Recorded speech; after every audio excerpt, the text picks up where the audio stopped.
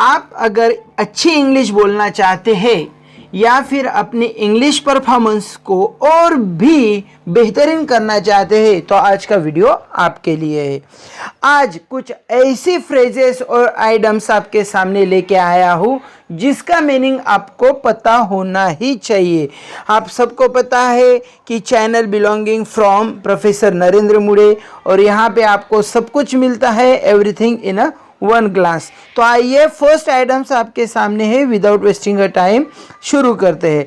Look after. दोस्तों look after का meaning है किसी चीज़ का ख्याल रखना, और मैंने ये वीडियो दोनों लैंग्वेज में कवर करने की कोशिश की है ताकि हमारे जितने भी स्टूडेंट्स हैं उन सबको अच्छी तरीके से पर्टिकुलर फ्रेज या फिर आइटम्स का मीनिंग समझ में आए।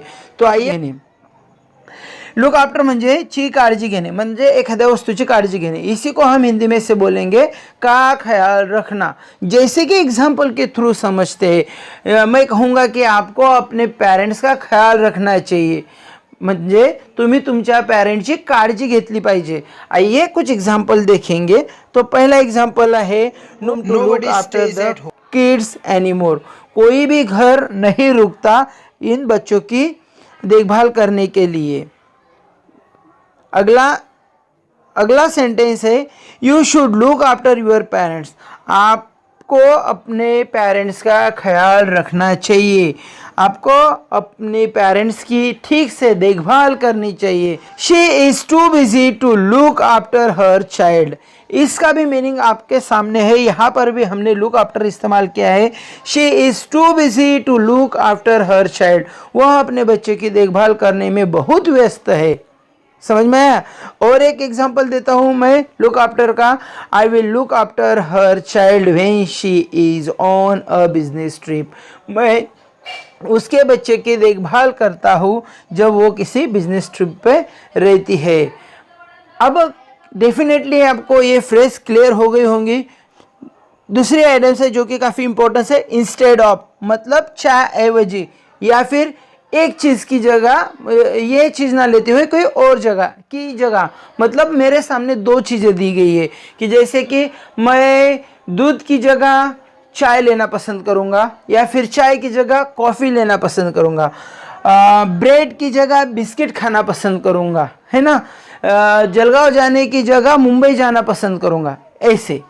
अब शायद अगर आपको मीनिंग क्लियर हो गया हो तो आइए एग्जाम्पल के थ्रू समझते हैं। इसके एग्जाम्पल कुछ इस तरीके से, I will try to make friends instead of enemies. मैं दुश्मनों के बजाय दोस्त बनाने की कोशिश करूँगा। I repeat the sentence, I will try to make friends instead of enemies. मैं दुश्मनों की जगह दोस्त बनाना पसंद करूँगा या बनाने की कोशिश करूँगा। ट्राई है ना, इसलिए कोशिश करूँगा।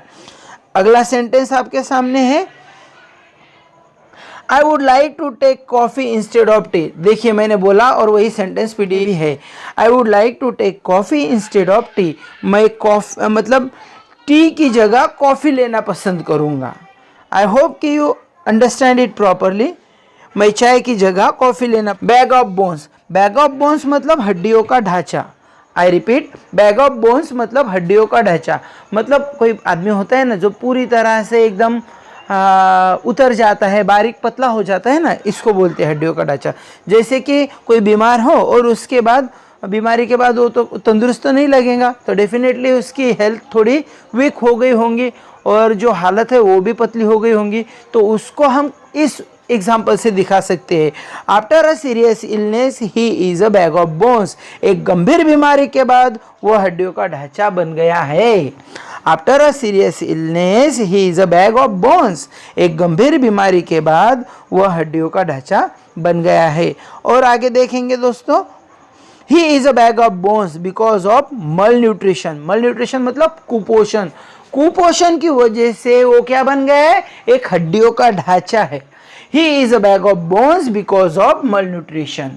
तो बैग ऑफ बोन्स का मीनिंग आप सबको समझ में आ ही गया होगा दोस्तों। अगर आया है और ये वीडियो अगर आपको कुछ यूज़फुल लग रहा है तो it's my humble request to subscribe my channel. Okay, अगला है जो काफी बार इस्तेमाल करते हैं ये फ्रेज या आइटम्स कि गिव अप। गिव अप मतलब छोड़ देना, त्याग कर देना, सेक्रीफाइस कर देना एक प्रकार से। मतलब कुछ काम कर रहे हो आप और आपने उसको बीच में ही छोड़ दिया। अब छोड़ने की ढेर सारी वजह हो सकती है, लेकिन वो वजह पे ध्यान नहीं देना है हमको, उस रीजन पे ध्यान नहीं देना है, हमें ध्यान देना है गिव अप पे। हम गिव अप को कैसे इस्तेमाल करेंगे इस चीज पे।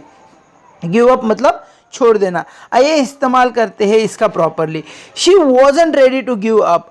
भाई कोई लड़की किसी टारगेट पे लगी है, हजारों मुश्किल है उसके सामने, लेकिन वो उस चीज को छोड़ देने के लिए तैयार नहीं है, तब आप कहोगे she wasn't ready to give up. वो हार मानने के लिए तैयार नहीं थी, वॉजंट लगाया है, हार मानने के लिए तैयार नहीं थी, वो चीज़ें छोड़ देने के लिए तैयार नहीं थी। जैसे कि हम लोग करते हैं, पूरी दृढ़ता से, निश्चयता से किसी एक चीज़ के पीछे लगते।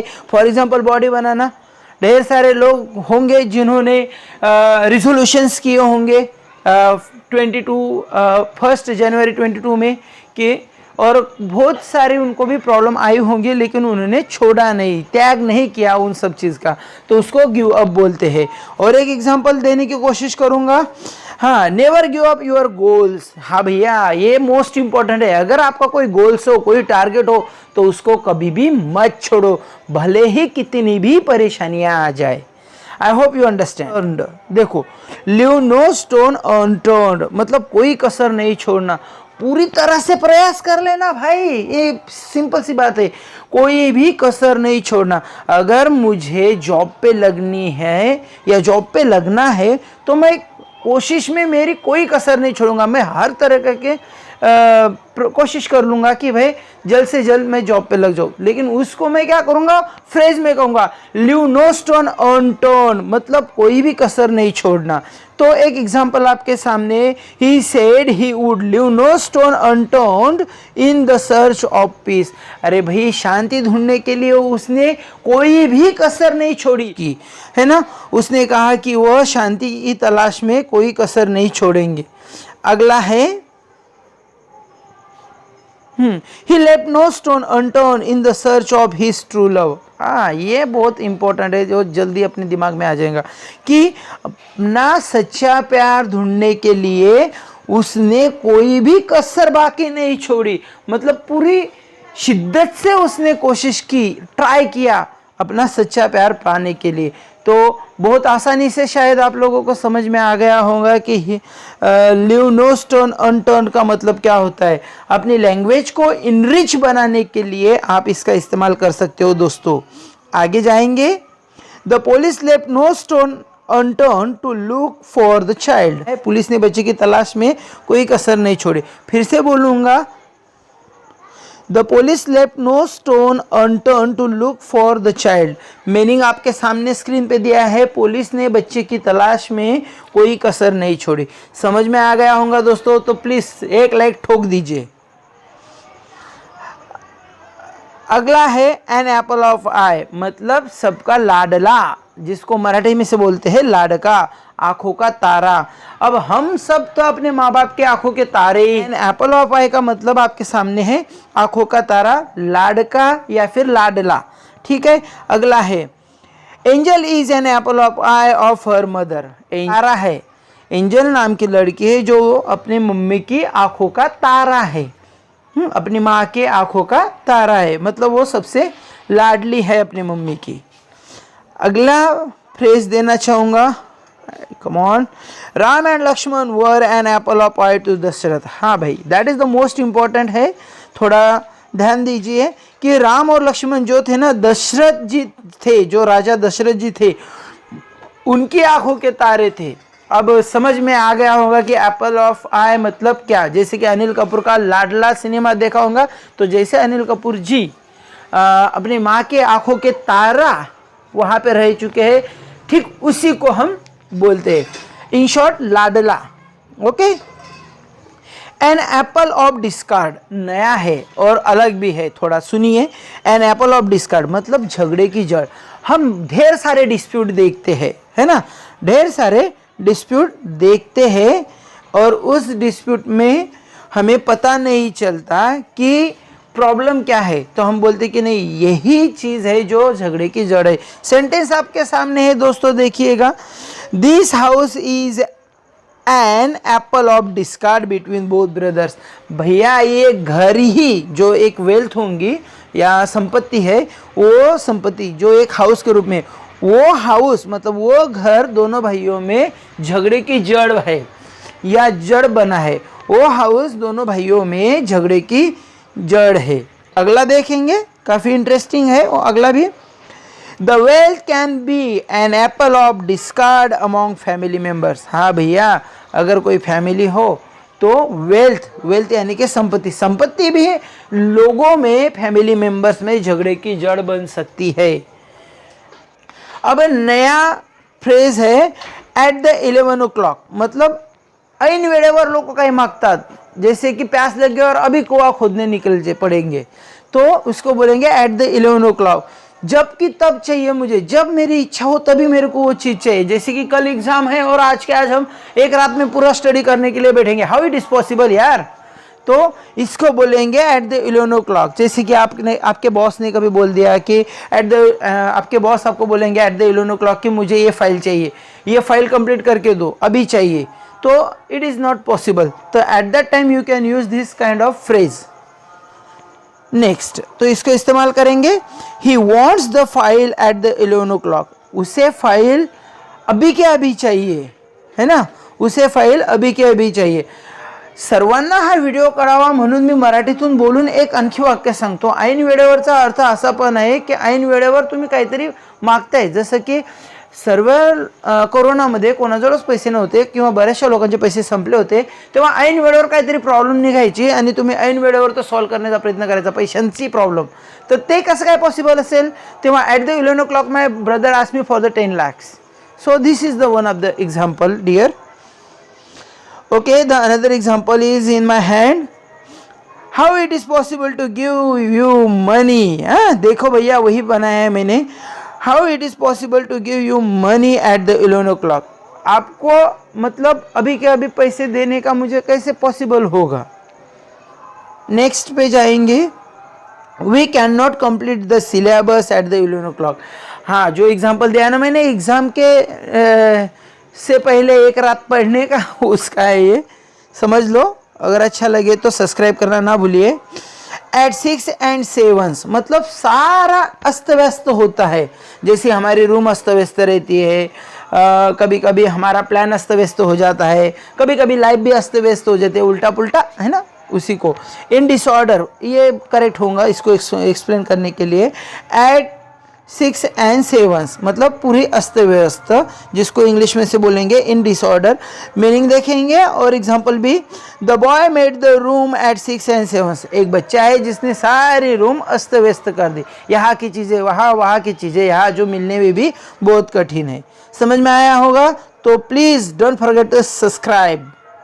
नेक्स्ट एग्जाम्पल है, I am really at 6 and 7 over taking the new job. हाँ भाई, मतलब नया जॉब लेने में या सर्च करने में मेरी पूरी लाइफ या फिर मेरा जो अभी का समय है वो पूरा अस्त व्यस्त हो गया है, या मेरी शेड्यूल अस्त व्यस्त हो गई है। I am really at 6 and 7 over taking a new job. Next example है, his wife was away and the house was at 6 and 7। His wife was away, उसकी बीवी बाहर गई थी और उसका घर पूरा अस्त व्यस्त हो चुका था। देखिए आगे का है, things happen so fast that Mary was at 6 and 7। इतनी जल्दी चीज़ें हुई कि मैरी है ना पूरी 6 and 7 हो गई।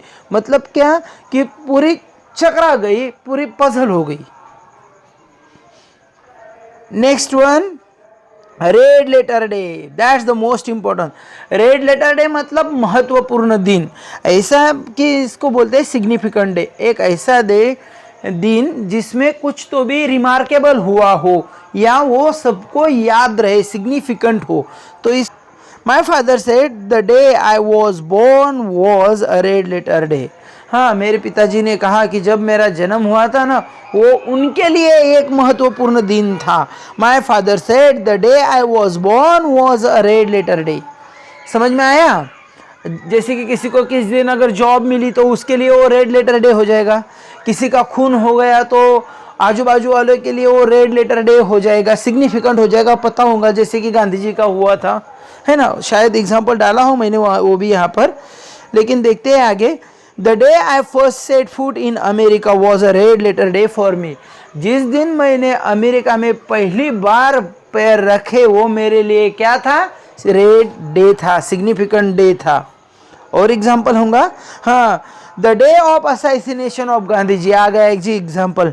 The day of assassination of Gandhi ji was a red letter day for Indians. देखिए, जिस दिन गांधी जी का खून हुआ ना, वो सब लोगों को रेड लेटर डे लगेगा या फिर हुआ है, ऐसा है इसका मीनिंग, है ना। जिस दिन गांधी जी का खून हुआ वो दिन सब इंडियंस के लिए कैसा है? रेड लेटर डे है, ताकि उन सबको पता है कि आज हमारे बापू हमें छोड़ कर गए थे। नेक्स्ट वन प्लीज, स्क्रॉल कीजिए जल्दी जल्दी। क्राई फॉर द मून, हाँ इंपॉर्टेंट है दोस्तों, आपको समझ में आना चाहिए। क्राई फॉर द मून मतलब अशक्य बात की आशा करना, जो पॉसिबल नहीं है ऐसी चीज की डिमांड करना, या उसके लिए I am just a common YouTuber and think to go और purchase a land on a moon, तो ये भी मेरे लिए मतलब इम्पॉसिबल है। तो ऐसी चीज़ों के बारे में सोचना जो हमारे लिए इम्पॉसिबल है, आशा करना जो हमारे लिए इम्पॉसिबल है, उसको बोलते हैं क्राई फॉर द मून। आइए एग्जाम्पल देखेंगे जो काफ़ी अच्छा होगा यहाँ पर। We shouldn't cry for the moon मतलब हमें ऐसी आशाएं नहीं करनी चाहिए जो हमारे लिए इम्पॉसिबल है। Do not cry for the moon, ये भी वही है। Don't forget to like, comment and subscribe.